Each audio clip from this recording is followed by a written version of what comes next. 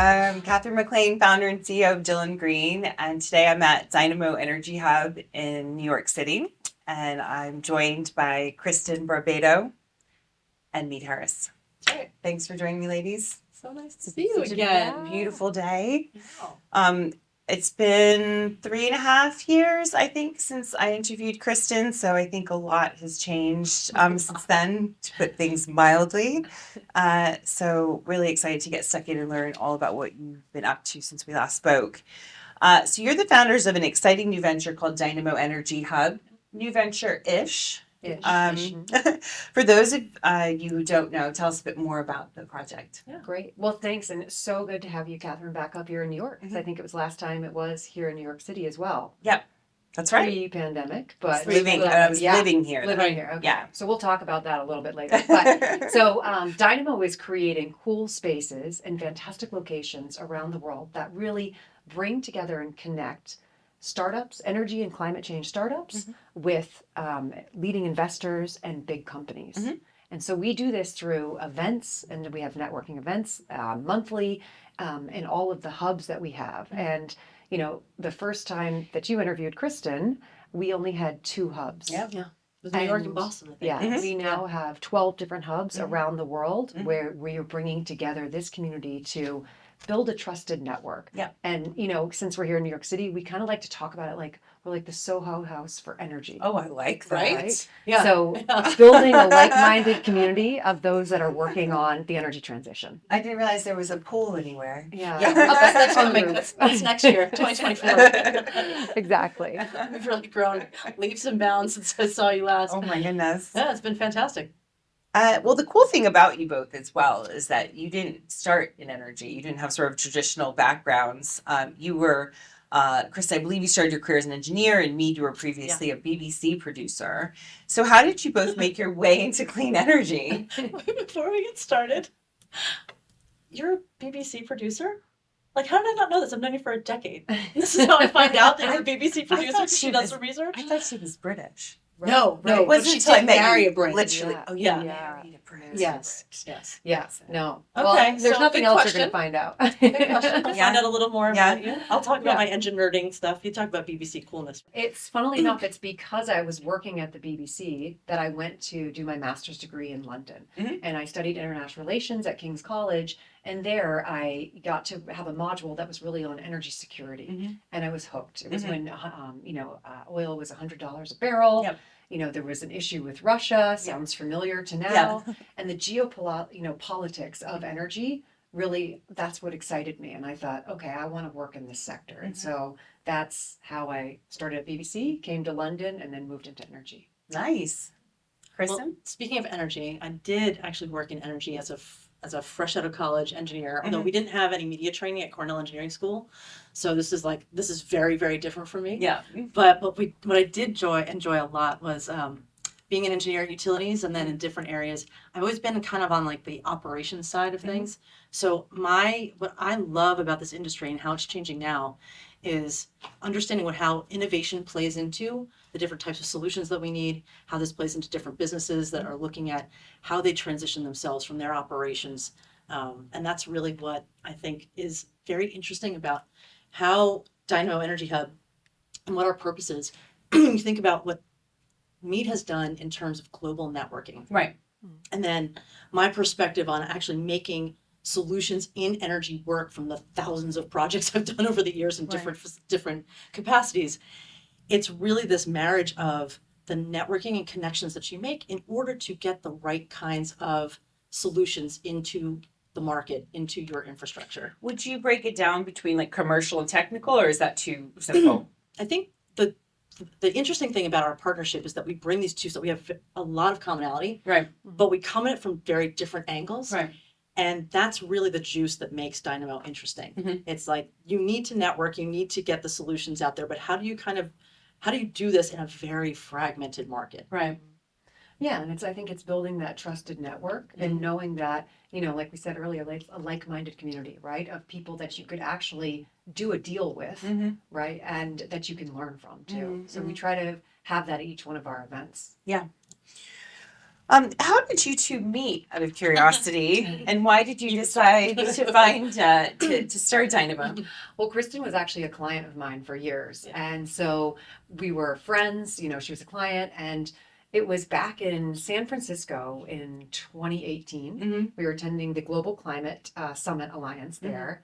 And we were meeting at a hotel in a hotel For what was it, conference. bar, conference, and chatting. And I had this idea about why isn't there a place that brings together innovation in these cities around the world, Right. so that you could pop in and actually have a business meeting like we are here today, Right. rather than just meeting at a bar or a Starbucks, Right. Or at the lobby of a hotel from when you're going to a conference. Exactly. So it was like, why isn't there a place that brings that together? And so you could have kind of work, but then you also have your community there. And so Kristen and I sat and we were talking, and she was explaining, she comes with this kind of long, experience with innovation in both utilities, government, and also clean tech companies. And I came with understanding sort of a global network with larger companies and an investor community. So I thought, why don't we bring these together? And this, was 2018. It's before a lot of CVCs had been built and companies. And there was just this excitement about, okay, how do we bring these tech, clean tech companies that are on the path to commercialization to network with those investors and with those companies? Fast forward after we met Oh, yeah. to 2019, September of 2019, when we opened our first hub in New York City. Yep. And it was fantastic. Things were hopping. We had a second hub in Boston. And then, as you know, 6 months later, global pandemic. Yeah. And we're looking at each other going, did we really just start Yeah. a global energy transition networking, co-working space, community and business for right before the whole world shut down? Okay. Yeah. However, it really, actually, as we were just talking about a little bit before, it was almost like, I won't say a silver lining. There was a silver lining to the whole thing, but I think because people were stuck at home and it changed the whole dynamic of how people work, that we actually had the perfect model for how people connect while they were stuck at home. We actually credit to my wonderful business partner who ingeniously did our thought leadership, our events, and turned everything virtual. So that we were able to actually connect people, and we grew worldwide with this major presence. We had hundreds of people attending our events with 8 different time zones in one event, because people were they craved the connection. Right. We still continue to need to have really good connections on how to do business with people, and these topics were fantastic. Yeah. So, you're good at that. And I think also what's interesting about the timing is there was obviously this sort of push to remote work, right? But equally, companies still wanted their employees to have places where they could meet with each other and meet with clients and so forth. Right. So, but they didn't want to invest in this sort of all this real estate. So you're sort of getting it from both sides, if you like. Yeah. As And I far as think, the value. exactly. Because for us, it accelerated our business model. Yeah. And, if you look at us back in 2019, we would have never said that. No. But coming out of it, because we had all these listeners Yeah. from all these different cities all over the US, majority, we had quite a few in Europe as well. Yeah. All of a sudden, when people could go back to an office, Right. they came to a Dynamo hub. And so, or they asked for a Dynamo hub. So we went from 2 hubs to now 12 in 18 months, right? Which is incredible growth. And it's because people want that inherent flexibility in work now. Yes. And so, they don't want to be in a 9-to-5 office 5 days a week, while some people, some probably companies would like them back in for 3 days or something. What do you do on those other 2 flexible days?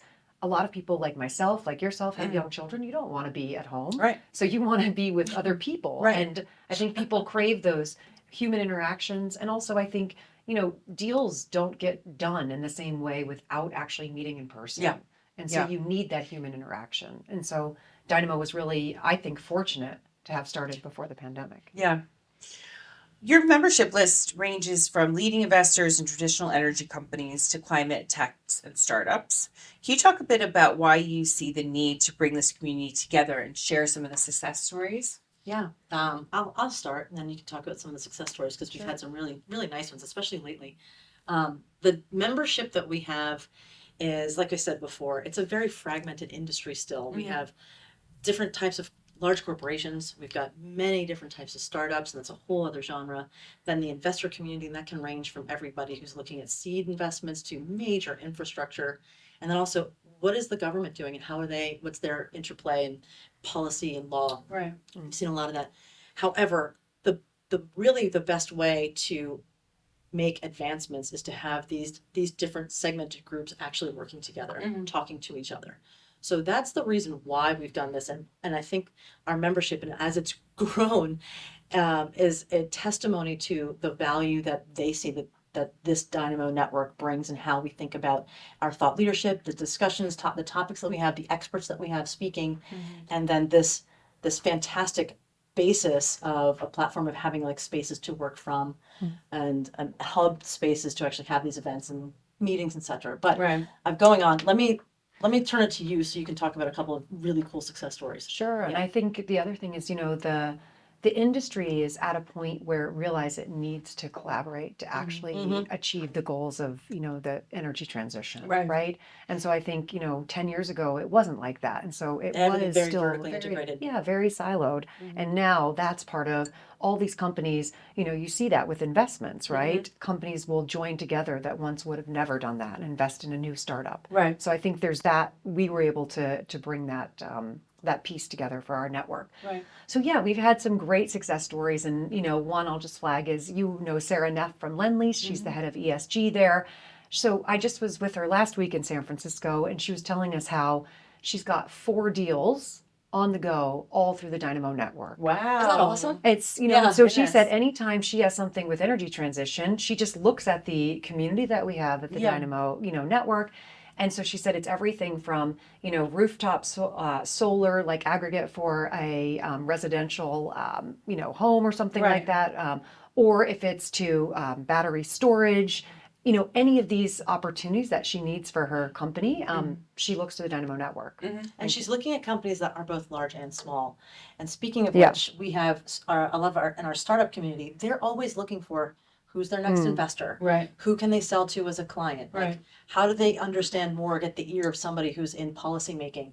And so I think that there's been some really good success stories there. I mean, we've had startups who have had investors, who have had advisors or part of their board now, like Amperon, Sean and Tim, and like really nice connections that are being made. And that happens all the time. So part of what we're doing is we're actually starting to collect these as like little success stories. They're fun and they're to hear about, and it just amplifies what it is that we're doing and the whole reason why we exist. Oh, that's wonderful.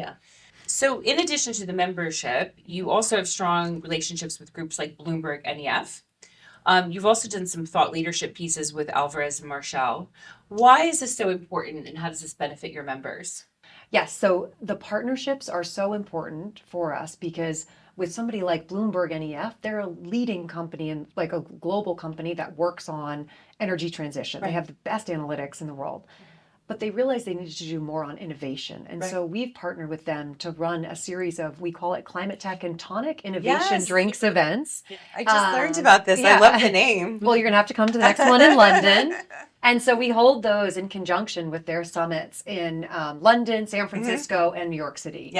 And so for those, we're bringing together, like we said, the kind of traditional big companies, investors, with the startups. And they also have this awesome Pioneers program where they're showcasing leading startups from all over the world. And so Dynamo, our members, were able to help facilitate that, bring more companies up to them that they maybe wouldn't have heard about. Yeah, and then we got to meet all of them in New York at their event just a couple months ago. Exactly. Yeah.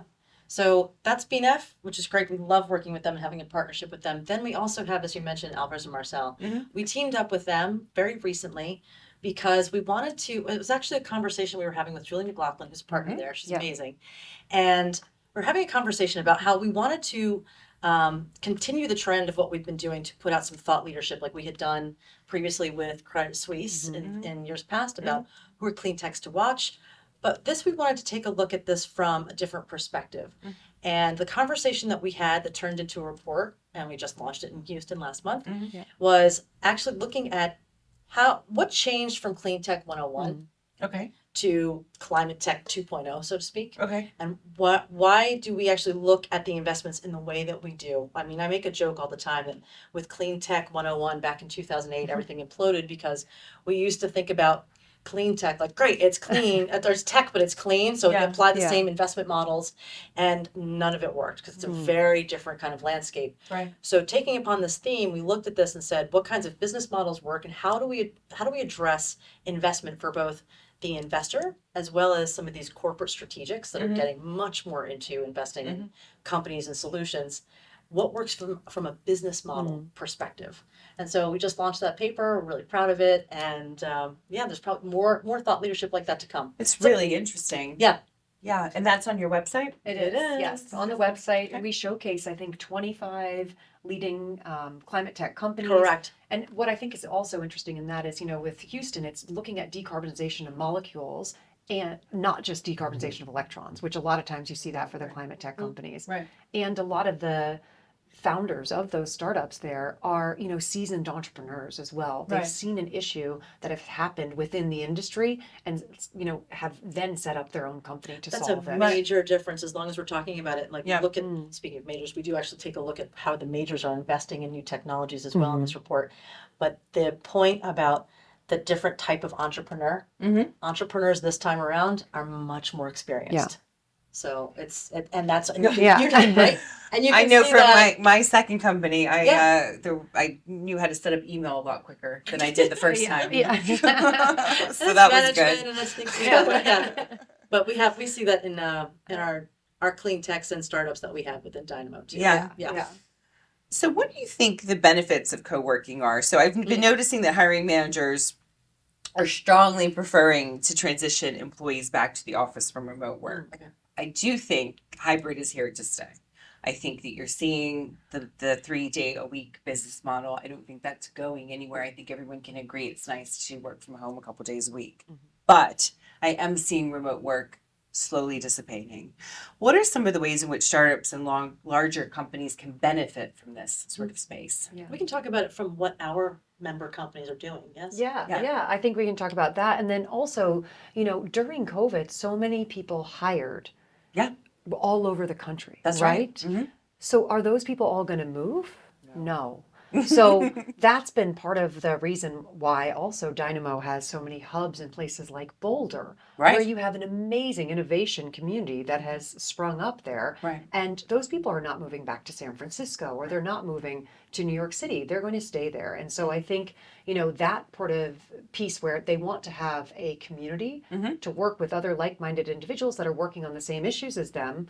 And then, be able to go back to the headquarters if they want to for certain things. Sure.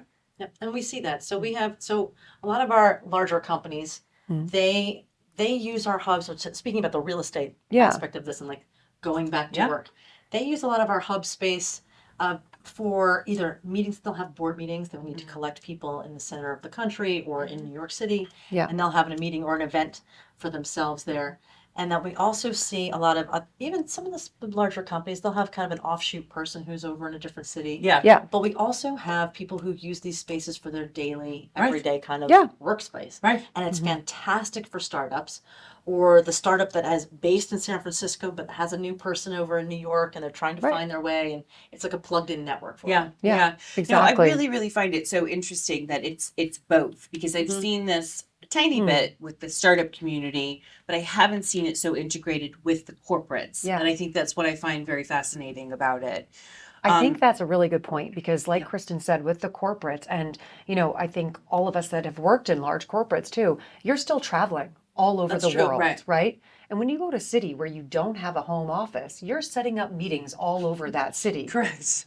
And wouldn't it be nice You to a central have your, place. energy Soho house right there in the middle of the city where you could work and everybody would come to you. Yeah. And then maybe you hear a great event and you get to meet the other people that are working in innovation in that city. That's what we want to build with Dynamo. Yeah. And so I think the corporates are using it as like a central place for a board meeting, or they have their meetings there, or they're actually bringing their company offsites there. So rather than, having them all meet in their company headquarters, they can use our space in, let's say, Austin, Texas, or they use our space in San Francisco, or Now it's going to be opening in Chicago. And not Starbucks. No, No offense to Starbucks, Yeah. but there's it's really hard to work from. There's so many companies I could think of, like one in particular, the sustainability consultancy I work with. He's always been remote, and even before COVID, but they do WeWorks, all over the country. And I'm just like totally gonna call them after this because because how nice would it be to actually be with your peers? Yes. Like, there's nothing wrong with WeWork, but you can only sort of socialize with. They're not really part. Sometimes you'll meet people who are Sometimes you do, but we but have curated a network to actually have that as a loci. right, Yeah. right. Because I remember Still being in a WeWork, and there in Midtown we had 2 solar companies in our building. We were like, oh, you're in solar, Yeah. I'm in solar, but we were 3 Right. companies of 300 that were in Right. that building. So I really see the benefit of this. So that's like that. Yeah, it's the connectivity for us that we Right. try to bring them together in any of these places. And I wish I had my phone right here, but the goal for this in the next year we will have for Dynamo is an app, right? So we're building a Yes. members portal out, Yes, and yes. we'll have an app so that any city you go to, you can look there and say, oh, okay, oh, Catherine, you're in DC. Great. yeah. I'd love to get a I'm coffee. in town for my book signing. There you go. I'd love to get a coffee with you. And let's see who else is here. We can attend this event. And just to make that ease of doing it'd be really business, cool. Yeah. but Yeah. also to have the connectivity there. It'd be We've actually super taken cool. the first step to that and just developing our member portal, which is on the website. Mhm. So the next step is actually going to be at Yeah. that. Yeah. But yeah, we have that. So that digital connection. Yeah. It's just as important to facilitate the in-person connections to develop Totally. the Yeah, relationships. Yeah. What are some of the prior Dynamo events or other accomplishments you're most proud of? So I could not believe this, but we were looking back, right? And you always want to reflect on what events have been successful, which ones you've done, right? And we've done close to 100 events since we launched the company. I'd say a third of them were virtual in the beginning, and then the rest of them have been in person in 15 different cities around the country. And we've had one international already in London. We'll be opening our London hub later this year as well. So I think for us, it's, the thing I'm most proud about with all of our events is each event is slightly different in style, the way that we do Right. them. But everybody comes away with, meeting others they could potentially work with, do deals with, Right. learn from, but also that we were able to keep the cadence up of every single month doing events. And, even some months we've done 4 in 1 month. Those were And rough so months. as a team, and luckily there's more than just Kristin and I now. Yes, So it's the right. team that we've been able to build Yeah. to help to do that. So we now have 10 team members. They're based all over the country. Yeah. Soon we'll be going international. So I think, in terms of achievements for us, it's, the rate of growth that Dynamo has been able to continue to do, coupled with the quality of the membership and the connections that we're making for, to, I guess, help facilitate the energy transition. Yeah, and one aspect that I'm really proud of is of our membership programming is very specific to our startups and the executives and founders of those startups. So they're all over the place. They may or may not be traveling quite as much as some of these big companies, but we created a series called the Clean Tech Founders Breakfast Club, which our colleague Caroline likes to call group therapy for founders, which is kind of necessary. So we meet on a regular basis virtually, and there's a topic. We usually have somebody now who's like an expert in the field Yeah. come impart some wisdom about something. We had a fantastic event recently with the fall of SVB. We got right on that with Mike Charusian from Baker Botts, who came in, who was actually doing some of the legal work Right. on what happens now with the Right. bank failure. And so that was a pretty well attended one. I can imagine. But right, very timely. yeah. But talking about topics that are very germane to founders has been something that actually ties together this aspect of our membership. Right. And being able to do it in a quick way. Yeah. Because I feel like sometimes events happen and like by the time the event happens, it's like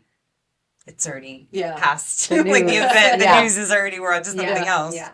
Well, and I think for us too, in terms of our larger events here in New York, will be next. Our next event here will be and during Climate Week. Yeah. And so we're really trying to build the business community sort of a space for them to come, so people can come work from the hub during Climate Week, and then we do a half day event there as well, which has been really successful. Last year, I think we had the Norwegian Prime Minister as well as a bunch of our members. So we'll be doing that again this year. which will be Cool. great. Yeah. You'll have to come back Big up. stuff. Well, And then we'll be in London in October. Yeah. Your old stomping grounds. my old stomping ground. Well, I used to work across the street from Bloomberg, Moorgate. Oh, okay. Yeah, so I know it very well. Yeah, yeah. So as you were asking, one thing I think we Mhm. should add to the accomplishments is one thing I'm very proud of is we have a phenomenal advisory board. Yeah. And something that, since we just recently met with them, maybe talk a little bit about who we work with. Yeah, no, I think that's been such a helpful kind of group that has guided us, especially through something like the pandemic. Right. So we've got, industry leaders like Tim Healy, who's the founder of Enernoc, Yep. Nancy Fund from DBL Partners, who's Mhm. been a good friend and mentor to both Kristin and I over Mhm. the years. And then we've got some phenomenal lawyers, and I don't know how many companies can talk about that they love We their love our lawyers. but we've got Tom Burton from Mintz, we've Mhm. got Mike Trozian from Baker Botts, and Yeah. then Kyle Hayes from Foley. Yeah. So we've got, and also Snorre Yeah. Valdimirson from Thomason over in Norway. And so, Speaking of international, Pamela. yes, Pamela from Orsted. Right. Yes, that's right. And Sarah that we mentioned before. Yeah, Yeah. and Sarah, who is basically just doing lots of deals with us, which Yeah. is Yeah. fantastic. So you've touched on it a little bit. I think we've jumped ahead. I was going to ask, what does the year ahead look like? But you've answered some of it. Anything else that you wanted to cover? Yeah, I think the main thing for the year ahead for us is like many startups is growth, Yeah. right? And so we are really, we feel really great that we have a good foundation now of 12 hubs here in the U.S. We will continue to grow, opening Chicago and LA here as well this year. Seattle will be probably Q4, early Q1, and then we're opening internationally. So we'll have London, we'll have one more hub in Europe as well. And just recently I was in Australia, and we'll be looking to open Sydney later in 2024 as well. So I think for us, it's the whole idea of Dynamo is that global connectivity. Yeah.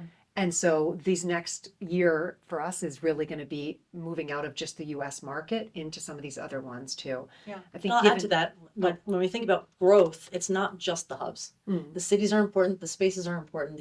And having this global reach is very important. An aspect that I'm very keenly focused on over the next year is actually growing the communities that we have in each of those cities. Okay. So as we think about a globally connected network, we want to make sure that each of those nodes in that network actually has a really good, strong basis and is growing within that region. Mhm. Because there's so much local knowledge, there's so much business that gets done locally that you can then pull from best practices globally and getting some of those ideas and further expanding your network. But at the same time, the network really has a basis in its foundations for each piece of that node, or each node in that network rather. And I guess what's interesting about the business model is that if you got to a point where it was crowded every day, Oh, we You can could expand. That's expand. our partners are amazing. That's why we spend so much time figuring Right. out who are our partners in these different cities. Right. So like today we're in studio, Tishman Spire Studio, and we have a phenomenal relationship with our hub partners in that they know that we grow with them. Right. Mhm. Yep. Exactly. Yeah. Just curious, what are some of the other cities? Because I know you've mentioned a handful of them. There are 12. So any 12 other and more. any other cities that we haven't touched on? So yes, great question. So our hubs, we have Zurich, Mhm. and then if you leave Europe and come over here to the US, we've got Boston, New York, Washington, DC. Chicago is opening this month Yeah. for our members. Then we have Denver, Boulder, Austin, Dallas, Mhm. Houston, San Francisco. LA will be opening later this Mhm. year, and then Seattle as well. We're also in conversations about Miami. Yeah. And But I- finally London this fall. Yes, London this fall. But I think in terms of, for us, we also work with our members. Mhm. And so if there's real demand in a city because of these great partnerships that we have with with Tishman Spire Studio, with Kiln out west, and then with Common Desk, Yeah. we've got great partnerships. So if they say, oh, we've got a member in Raleigh who'd like to open, we've got a space there that we could Right. do that. The reason why I ask this is because I get contacted a lot, as you could imagine, by people who are looking for job opportunities. Yeah. And I'm always trying to point them in the direction of networking, right? If I don't have a job for them, then I'm like, Right. have you joined RISE? Have you joined Women in Clean Tech Yeah. Sustainability, right? But I think what would add a lot of value is being able to mention Dynamo. Like Seattle is a great example. Like I was on the phone with a woman in Seattle the other day. She's like, "Where do I network? How? Like Oh. what? Like there's because Right. it's a smaller community It there, is. right? It's not a San Francisco, right? Where you like stumble over clean energy folks. Yeah. But you know they are there, Yeah. right? Portland is another good example, Yeah. right? So I think it also is, you know, a great way of bringing people together that wouldn't necessarily know about each other, but also giving them some sort of like, I guess, an opportunity perhaps to get into the space, right? Because Right. we're going to have, I think I was reading today, 3.7 million jobs in the next 10 years. I think in just solar alone.